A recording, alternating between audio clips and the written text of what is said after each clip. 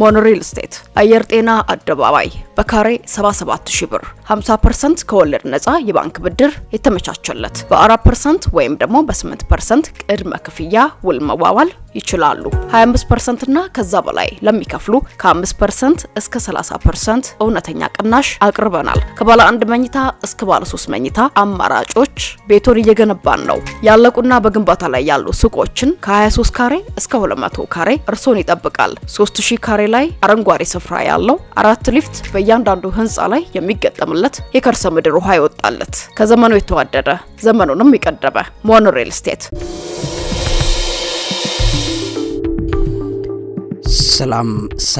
ሰላምና ጤናን ፍቅርን በረከትን ያድልኝ። ክብራትና ክብራን የሣድስ ቤተሰቦቼ በድጋሚ ተገናኝተናል። እንግዲህ በጣም መሰረታዊ የሆኑ ዜናዎች ናቸው የተሰሙ ያሉት። አሁን ባለበት ሁኔታ ላይ ጦርነቱ ከቁጥጥር ውጪ መውጣቱን የሚያሳዩ ምልክቶች እየጨመሩ መጥተዋል። ፕሬዚዳንት ትራምፕ ቁርጡን ተናግረዋል። ጦርነቱ ምን ያህል ጊዜ ሊፈጅ እንደሚችል በግልጽ አስቀምጦታል። ከዛ ጋር በተረፈ ደግሞ የኢራን እንደራደር የሚል ሀሳብ ማታለያ ነው፣ ማጭበርበሪያ ነው፣ ግጭቱን ቀጥለነዋል የሚለው ነገር ተያይዞ እየተነገረ ነው ያለው። ድብልቅልቁ የወጣ ነገር ነው የምትመለከቱት። በጣም የተለያዩ ክፍሎች ላይ ብዙ ቦምቦች በተለያዩ ቦታዎች ላይ ነው እየተጣሉ እየፈነዱ ያሉት። በእስራኤል ላይ ከፍተኛ ጥቃቶች ደርሰዋል። ከጥቃቶቹ በላይም ሰዎች ተገለዋል እንደሰማችሁት። ከዛ ውጪ ደግሞ በተለይ አሁን አዲስ ግንባር ከሄዝቦላ አማጺ ጋር እስራኤል ገብታበታለች። ያው በዛ አካባቢ ላይ ያለው ነገር በጣም ጠንክሮ እየተሰማ ነው ያለው። በገልፍ ስቴቶች የሚባሉት ላይ ያሉት የአረብ ሀገራት በአንድነት አቋማቸውን አሳውቀዋል። በጦርነቱ ላይ መሳተፍ የሚያስችል በር እየተከፈተባቸው እንደሆነ የሚያሳዩ ነገሮች ናቸው ያሉት። ነገሮች ከቁጥጥር ውጪ እየወጡ ለመሆናቸው የሚያሳዩት ነገሮች ጨምረዋል። ውድ ቤተሰቦቼ እንግዲህ ይህን በእነዚህ ዙሪያ ላይ ትኩረት አድርጌ ጥልቅ ያለ በጣም ቆንጆ የተብራራ መረጃዎችን አዘጋጅቼላችኋለሁ። ይሄ ጦርነት እንግዲህ ልብ በሉ ሰፊ ጊዜ ሊወስድ የሚችልባቸው ምልክቶች በግልጽ ነው እየታዩ ያሉት። እነዚህንም ነገሮች በዚህ ፕሮግራም ላይ አካትቼላችኋለሁ። እንግዲህ ውድ ቤተሰቦቼ መርሳት የሌለባችሁ ነገር ያለ ነው በዘመን ፍጻሜ ውስጥ ነው። ጌታችን መድኃኒታችን ኢየሱስ ክርስቶስ እንደነገረን በዘመኑ ፍጻሜ በየቦታው ላይ ጦርንም የጦርነትንም ወሬ እንደምንሰማ አስቀድሞ ነግሮናል። እንደገናም ደግሞ የቀይዋ በተለይ የቀይ ጨረቃ በተደጋጋሚ መከሰት በመጨረሻው ዘመን ላይ የታላቁ ምልክት እንደሆነ እናያለን። ከፊት ለፊታችን ማክሰኞ የምትከሰተዋን የደም ጨረቃ በተመለከተ በቀጣይ ፕሮግራም ላይ በደንብ አድርጌ ነግራችኋለሁ። ይሄና መሰል ጉዳዮች በዚህ ሰሞን ላይ እየተከናወኑ መሆናቸው ዓለም ላይ የዘመን ፍጻሜ ምልክቶችና ማስጠንቀቂያዎች በስፋት እየተነገሩን ለመሆኑ ልናስተውል ይገባናል። እግዚአብሔር ድምጽ አውጥቶ እየነገረን ነው። በከፍተኛ ሁኔታ ሳይረኖች እየተነገሩ እየተለቀቁ ያሉበት ጊዜ ስላለን እኛ እንደ መንፈሳዊ አእምሮ እንዳላቸው የምንሰማቸውን ጦርነቶች ከንፈር ለመምጠጥ ወይም ደግሞ ለመበሳጨት ወይም ለመወገን አንጠቀምበትም። ነገር ግን ለዘመን ፍጻሜ ማስጠንቀቂያነት ጌታ እየነገረን ላለው ነገር እናመሰግናለን ብለን ምስጋና እናቀርብለታለን። ለዚህ አእምሮ ምግብ አዘጋጅና አቅራቢ መምህርና ጋዜጠኛ አብይ ይልማ። እውቀት ታላቁ እግዚአብሔርን ታከብራለች። ነገር ግን በዛሬው ዕለት እየተነገሩ ያሉ በጣም ጠንካራ የሆኑ መረጃዎችና ዜናዎችን አፕዴት ባረጋጋችሁ በጣም ደስ ይለኛል። በባለፉት 10 ሰዓታት ውስጥ እየተከናወኑ ያሉት ነገሮች ላይ በተመለከተ መጠነኛ መረጃ መጀመሪያ ካፍያችሁ ከዛ ልቀጥል። እንግዲህ የቤሩት የአየር ድብደባን በተመለከተ እስራኤል በሊባኖስ ዋና ከተማ ቤሩት ላይ ተከታታይ የአየር ድብደባ ፈጽማለች።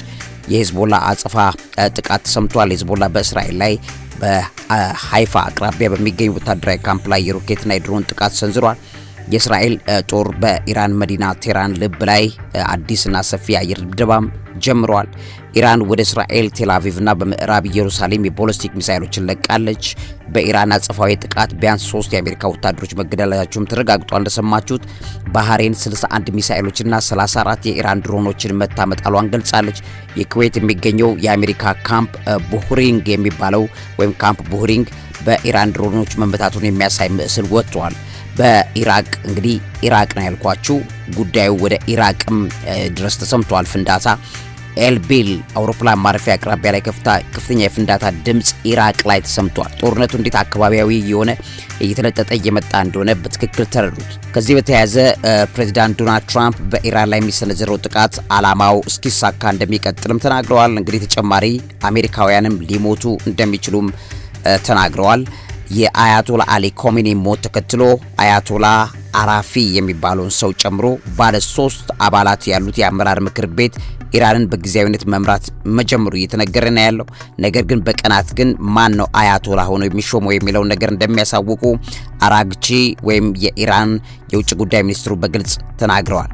ሌላኛዋ ሀገር እንግሊዝ ናት። እንግሊዝም ገብታበታለች። እንግሊዝ ጠቅላይ ሚኒስትር ኬር ስቶርመር ቀደም ብሎ እንግዲህ አሜሪካ የእንግሊዝን ቦታዎች አትጠቀምም ኢራንን ለመምታት ሲሉ የነበሩት ሰው ዛሬ አሜሪካ በኢራን ላይ ለምታደርገው የመከላከያ ጥቃት የእንግሊዝ ወታደራዊ ካምፖችን መጠቀም እንደምትችል ዛሬ ገልጸዋል። ይህም ጉዳይ በጣም አነጋጋሪ ሆኗል። እንግዲህ የህንዱ ጠቅላይ ሚኒስትር ናሬንድራ ሞዲ በቤንጃሚን ኔታንያሁ ጋር በስልክ ተነጋግረው ግጭቱን በአስቸኳይ እንዲቆም ጠይቀዋል።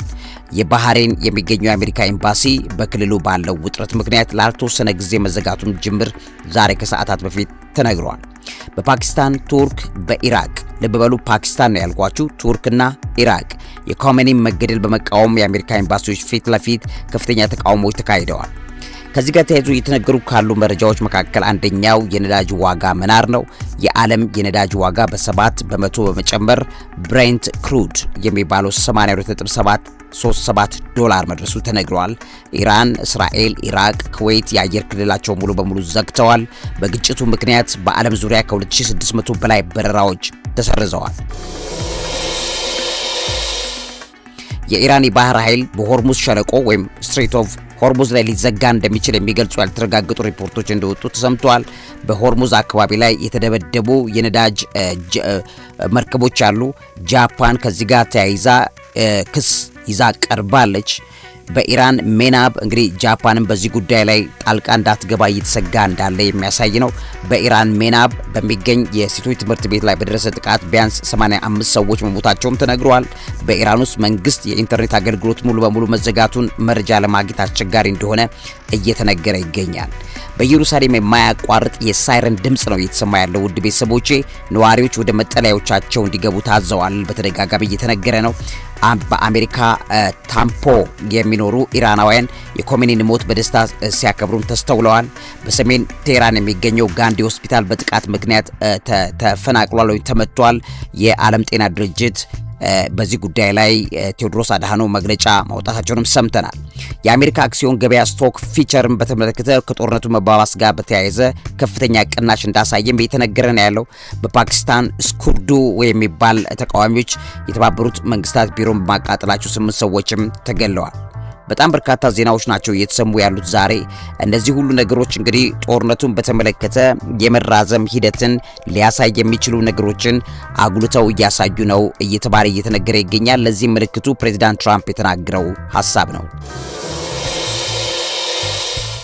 እንግዲህ ውድ ቤተሰቦቼ ፕሬዚዳንት ዶናልድ ትራምፕ ከኢራን ጋር ስላለው ጦርነትና ቆይታው ዙሪያ የሰጡት መግለጫን በተመለከተ የተነሱ ነጥቦች አሉ። ይሄ በጣም አነጋጋሪ ነው። ግልጽና ቁርጥ ያለው ነገር ነው ትራምፕ የተናገረው። ፕሬዚዳንት ትራምፕ ከኢራን ጋር ያለው ወታደራዊ እርምጃ ለ4 ሳምንታት ወይም ከዚያ ውስጥ ባለ ጊዜ ውስጥ ሊጠናቀቅ ይችላል የሚል ግምት እንዳላቸው ነው የተናገሩት። 4 ሳምንታት እንደ መደበኛ ሂደት ነው ትራምፕ ለዴይሊ ሜይል በሰጡት ምልልስ ሁልጊዜ የምንሄድበት ሂደት ነው። የ4 ሳምንታት ያክል ሊወስድ ይችላል። አሁንም 4 ሳምንታት ይፈጃል ብለን ነው የምናስበው የሚለው ነው የተናገሩት። ነገር ግን ትንታኞች የተናገሩ ያሉት በ4 ሳምንታት ውስጥ የሚፈጸም አደገኛ ስህተት ጦርነቱን አሁን አካባቢያዊ የሆነው ነገር ወደ ከባድ ነገር ይዞት ሊገባ እንደሚችል በግልጽ የሚያሳይ ነው። ስለዚህ 1 ወር ያክል ይሄ ጦርነት ይሄዳል ማለት ከ1 ወር ወደ 6 ወር ወይ 3 ወር መፍትሄ ካላገኘ ወይም ደግሞ መቁረጫና ቀጥታ የኢራን ወታደራዊ መንግስት መደራደር አቁሞ ዝግጁ ነኝ ብሎ ቢመጣ እንኳ አናምነውም የሚለው የምዕራባውያኑና በተለይም የአሜሪካና የእስራኤል አካሄድ ግልጽ ሆኖ እየታየ ነው ያለው። ጦርነቱን ሊያስረዝም የሚችል ነገር ምን እንደሆነ እየተነገረ ነው። ይሄ በኢራን ላይ የተከፈተው መጠነ ሰፊ ወታደራዊ ጥቃት ኦፕሬሽን ኤፒክ ፊውሪ የሚባለው በጣም አደገኛ ዓላማ ይዞ ነው የመጣው። ያው አጠቃላይ የሀገሪቱን መንግስት አውድሞ አጥፍቶ አዲስ መንግስት የማቋቋም ሂደት ነው። ለምሳሌ አሁን የጦር መሳሪያዎችን እንደታጠቀች ኢራን ስጋት ያለባቸውን የጦር መሳሪያዎችን እንደታጠቀች መንግስት ቢቀይሩም የተቀየረው መንግስት እንዴት ልናምን እንችላለን የሚል ነው። ምክንያቱም ኢራን የማይፈልገው የጦር መሳሪያ አቅሟን እንዳትይዝ ነው። ስለዚህ ኢራን ደግሞ እንደዚህን ጉዳዮች ላይ በተመለከተ መደራደር የማትፈልገው ነገር እንደሆነ ይታወቃል። ይሄ ነገር ሊያመጣ የሚችለው ነገር ድርድሩን ሊያበላሸው ይችላል። ስለዚህ አሜሪካም እስራኤልም የሚፈልጉት ሙሉ ለሙሉ የኢራንን መንግስታዊ አቅም እስኪያወድሙ ድረስ ጦርነቱ ይቀጥላል። ያን ነገር ካላደረጉ ሎካክፍ ወይም የነብር ከቆሰለ በኋላ ስተወው እንደማለት ነው። ስለዚህ በጣም አደገኛ ነገር ነው የሚሆነው። በአካባቢው ላይ የምታዩት የጦርነት መሳሳብ ሂደትን እየጨመረ እንደመጣ የሚያሳዩት ነገሮች ምክንያታቸው ከዚህ ነው። ስለዚህ ፕሬዚዳንት ትራምፕ ሲናገር እንግዲህ ቀዳሚው ግብ ኢራንን የኒውክሌር መርሃ ግብር ማጥፋት የሚል ነው። አንደኛ የቦሊስቲክ ሚሳኤል ክምችቷን ማውደም ነው። ልብ በሉ ምን ያህል ጊዜ እንደሚፈጅ። ምክንያቱም አሁን ጀምረው ይሄንን ጥቃት ጀምረው ድርድር ቢጀምሩ እነዚህ ነገሮች ሳይወድሙ ነው የሚቀጥሉት። ስለዚህ ያ ነገር ደግሞ የሚያስከትለው ነገር ቀጥሎ የማያልቀውን ጦርነት ነው። ስለዚህ አሁን መፈጸም ነው የሚፈልጉት። ይሄ መፈጸም እንግዲህ በጣም ብዙ ዋጋ እንደሚያስከፍል ታያላችሁ። የአሜሪካ ወታደሮች መሞትን በተመለከተም ትራምፕ ተናግሯል እና በጦርነቱ የመጀመሪያው ቀናት 3 የአሜሪካ ወታደሮች መገደላቸውን አረጋግጧል እና ጦርነቱ እስኪያበቃ ተጨማሪ የአሜሪካ ወታደሮች መስዋዕት ሊሆኑ እንደሚችሉም ትራምፕ ተናግሯል። ስለዚህ የእስራኤል ተሳትፎ ያው ጥቃቱ በዚህ ከአሜሪካ በተጨማሪ ከእስራኤል ጋር በጋራ በመሆን የተፈጸመ ያለ ስለሆነ በጋራ በተሰነዘረ ጥቃት የኢራኑን ከፍተኛ መሪ አያቶላ ኻሜኒን መገደላቸው ከዚህ ጋር የተያያዘ ነው። እሱም ብቻ አይደለም። ትራምፕ ሲናገር በሰጠው መግለጫ ላይ 48 የኢራን ከፍተኛ አመራሮችን ገለናል በሚል የሀገሪቱ ወታደራዊ አመራር ላይ በጣም ከፍተኛ ጉዳት አድርሰናል የሚል ነው እየተነገረ ያለው። ከዚህ ጋርም ተያይዞ ምንም እንኳን ጥቃቱ ቢቀጥልም ትራምፕ ለኢራን አመራሮች ጋር ለመነጋገር ዝግጁ ናቸው። ግን ባለፈው ሳምንት መነጋገር ነበረባቸው፣ አናምናቸውም፣ ጦርነቱን የማዘናጊያ ሂደት ነው በሚል ነው እየቀረበ ያለው። እንግዲህ እርምጃው መቀጠሉን ነው በግልጽ ትራምፕ የተናገረው። ፕሬዚዳንቱ ወታደራዊ እርምጃው አሜሪካ የነደፈችው ጠንካራ ግቦች ሙሉ በሙሉ እስኪሳኩ ድረስ በሙሉ ኃይል እንደሚቀጥል በትክክል አረጋግጠዋል። ስለዚህ ይሄ ጦርነት ረጅም ጊዜ ሊወስድ እንደሚችል በግልጽ የምታዩት ነገር ነው። ከዚህ ጋር ተያይዞ እንግዲህ ምን ያህል ጊዜ የሚለውን ነገር በተመለከተ ሪዝኖች አሉ፣ የሚቀርቡ ትንተናዎች አሉ። ጦርነቱ ሊራዘም የሚችልበት ምስጢር እንግዲህ ውድ ቤተሰቦች ጦርነቱ ሊራዘም የሚችልበት 10 ምክንያቶች እየቀረቡ ነው ያሉት። የአንደኛው የኢራን ሰፊ መከላከያና የምድር ውስጥ አወቃቀር ነው። የኢራን የኒውክሌርና ሚሳኤል ተቋማት በጥልቅ ከመሬት በታችና በተራሮች ውስጥ የተገነቡ ናቸው። ስለዚህ በአየር ጥቃት ብቻ በአንድ ጊዜ ለማጥፋት አስቸጋሪ ነው የሚሆነው። ሁለተኛ ክልላዊ ተኪ ኃይሎች ወይም ፕሮክሲስ እየተሳተፉበት ነው። አሁን ለምሳሌ ኢራን በሊባኖስ ሂዝቦላ፣ በየመን ሁቲ፣ በኢራቅ ሶሪያ ያሉ አጋሮቿን በመጠቀም ጦርነቱ የተለያዩ አቅጣጫዎች ማስፋፋት ትችላለች። አሁንም እያየን ያለ ነው። በሊባኖስ ያለው ሂዝቦላ አሁን በእስራኤል ላይ ጥቃት መጀመሩ ስታዩ ይሄ ጉዳይ ሊስፋፋ የሚችልበት በሩ ሰፊ የተከፈተ እንደሆነ ታያላችሁ። ምክንያቱም ኢራን መንግስት ከወደመ እነዚህ መሪዎችም ወይም እነዚህ ፖለቲከኞችም ሙሉ ለሙሉ እድል ፈንታቸው ወደ መውደም ይመጣል። ስለዚህ ራሳቸውን ለመከላከል ሲሉ እነ ሂዝቦላ ያሉት አካላት በጠቅላላ ወይም ደግሞ የሞት ሽረት የመጨረሻውን ትግል ማድረግ ስለሚኖርባቸው በዚህ ጦርነት ላይ ከፍተኛ ተሳትፎ ካላደረጉ የመጨረሻ የሚባለው ነው አሁን ይሄ። ስለዚህ የመጨረሻውን ትግላቸውን ማድረግ ካልቻሉ ነገሮች ያበቃሉ። ስለዚህ የመጨረሻ ትግል የሚደረግበት የሞት ሽረት ነገር ስለሆነ ጦርነቱን ሊያስረዝመው ይችላል። በሶስተኛ ደረጃ የሆርሙዝ የባህር በር መዘጋትና ኢኮኖሚ ተጽዕኖ ነው። ኢራን የሆርሙዝ የባህር በርን በመዝጋት በዓለም የነዳጅ አቅርቦት በማስተጓጎል በምዕራባውያን ላይ ከፍተኛ የኢኮኖሚ ጫና መፍጠር መቻሏ ጦርነቱን ያስረዝመዋል። አራተኛ የላቀ ሚሳኤልና የድሮን ቴክኖሎጂ ነው፣ ሳቹሬሽን አታክ የሚባለው። ኢራን በከፍተኛ ቁጥር የሚሳተፉ ሚሳኤሎችንና ድሮኖችን በመጠቀም የእስራኤልና የአሜሪካን የጸረ ሚሳኤል መከላከያ ጋሻዎች ወይም አይረን ዶም አሮንን ጭምር የማድከም አቅም ወይም ኦቨርዌልም ማድረግ ትችላለች። ስለዚህ ይሄ ረጅም ጊዜ ጦርነቱ እንዲራዘም እንደሚያደርግ እየተነገረ ነው። አምስተኛው የኢራን ጂኦግራፊያዊ ስፋትና ስትራቴጂካዊ ጥልቀት ነው። ኢራን ከእስራኤል 5 እጥፍ የሚበልጥ መሬትና 90 ሚሊዮን የሚጠጋ ሕዝብ ያላት ናት። ቀላል ጥቃት ብቻ አገሪቱ ሙሉ ለሙሉ አያዳክመውም እየተባለ እየተተነተነ ነው። በስድስተኛ ደረጃ የመሪዎች መገደል የሚያመጣው የተበታተነ ምላሽ ነው። የአያቶላ አሊ ኮሜኒ መገደል የኢራን የማዘዣ መዋቅር ቢነቀንቀውም የኢራን ወታደራዊ ክፍሎች በራሳቸው ተነሳሽነት ወይም ዲሴንትራላይዝድ ረጅም ጊዜ የሚወስድ የሽምቅ ውጊያም እንዲሁም ጦርነትም ሊያደርጉ ይችላሉ። ምክንያቱም በጥላቻ ላይ የተመሰረተ ነገር ስላለ ጦርነቱን ያራዝመዋል። 7ኛ የአሜሪካ እስራኤል ወታደራዊ አቅርቦት መሟጠጥ ሊመጣ ይችላል። መጠነ ሰፊ የአየር ጥቃት የአሜሪካን ከፍተኛ ሚሳኤል ተኳሽ አቅም ወይም ኢንተርሴፕተርስ በከፍተኛ ሁኔታ እየቀነሰው መምጣቱ አይቀርም። ይሄም ነገር እንግዲህ አሜሪካ ተጨማሪ ኃይል አሰልፋ ተጨማሪ መከላከያ አቅም አሰልፋ ለመሳተፍ ስትል ጦርነቱ ሊራዘም ይችላል እየተባለ እየተነገረ ነው። 8ኛው የባህር ዳርቻ እና የባህር ሰርጓጅ መርከቦች ዛቻ ነው። ኢራን በባህር ውስጥ በሚሳኤሎች በፈንጂዎችና ፈጣን የጥቃት ጀልባዎች አማካኝነት የዩኤስ የባህር ኃይልና የንግድ መርከቦችን ማተራመስ እችላለሁ ብላ ይዛ የመጣችው እቅድ ጦርነቱን ሊያራዝመው ይችላል። 9ኛ የምዕራባውያን ዓላማ መምታት ነው። ሬጂም ቼንጅ ኤንድ ዲስኤብሊንግ ነው። እንደሚታወቀው የአሜሪካ ዓላማ የኢራን አገዛዝን መቀየር ወይም ሬጂም ቼንጅ ከሆነ ይሄ በጣም ረጅም ጊዜ የሚወስድና አስቸጋሪ ግብ ነው ተብሎ ነው የተቀመጠው። እዚህ ጋም ተያይዞ በዚህ አካባቢ ላይ ያሉ በተለይም በኢራን ዙሪያ ላይ ያሉ የገልፍ ሀገራትንም ስቦ ጎትቶ ጦርነቱን ሊያስገባ የሚችልበት ጫፍ አለው። በዚህም የተነሳ ጦርነቱ ሊራዘም እንደሚችልም እየተነገረ ነው። ሌላኛው የኬሚካልና ባዮሎጂካል ጦር መሳሪያ ስጋት ነው። ኢራን በኒውክሌር ያልሆኑ ነገር ግን አደገኛ የሆኑ የኬሚካል ወይም የባዮሎጂካል ጦር መሳሪያ አሏት ተብሎ ይገመታል። እነርሱን ለማጥፋት በየብስ ጦር ጣልቃ ገብነት ሊጠይቅ ይችላል። እንደዚህ አይነት ቀላል አይደለም።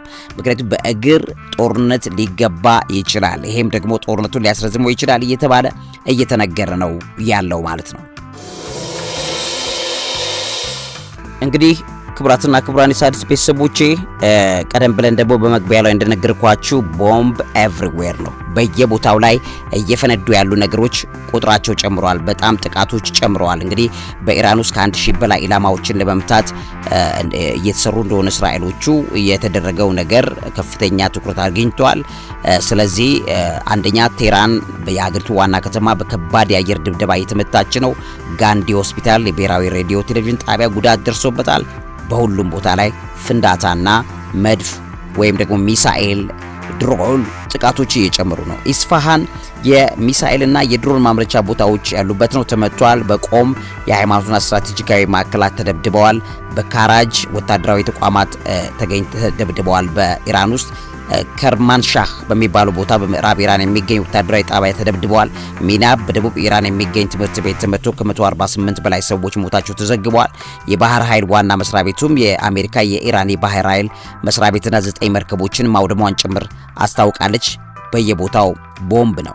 በምዕራብ ኢየሩሳሌም ዌስት ጀሩሳሌም ላይ የኢራን ቦሊስቲክ ሚሳኤል የአየር መከላከያዎችን ጥሶ በመግባት እዚህ ቦታ ላይ ድብደባ ፈጽሟል። በቴል አቪቭ የመኖሪያ ህንፃዎች ላይ ጥቃት ደርሷል። በሃይፋ የእስራኤል ማለት ነው የኢራን ሚሳኤሎች ያረፉበት ከተማ ነው። በቤት ሼመሽ በሚባለው ቦታ በእስራኤል በሚሳኤል ጥቃት 9 ሰዎች መሞታቸው፣ በርካታ ሰዎች መቁሰላቸው ተነግሯል። ቦምብ ኤቭሪዌር በየቦታው ላይ ፍንዳታ ነው። በኩዌት የአሜሪካ ወታደራዊ ጣቢያና ዓለም አቀፍ አውሮፕላን ማረፊያ ላይ ድሮን ወድቋል። ባህሬን የአሜሪካ 5ኛው የባህር ኃይል ፍሊት የሚገኝበት ወደብ ላይ በእሳት የተቀጣጠለ የፍንዳታ እና ድብደባ ተፈጽሟል። የዩናይትድ አረብ ኤሚሬትስ በአቡዳቢ አውሮፕላን ማረፊያ፣ በዱባይ የኢራን ሚሳኤሎች መውደቃቸው ተዘግበዋል።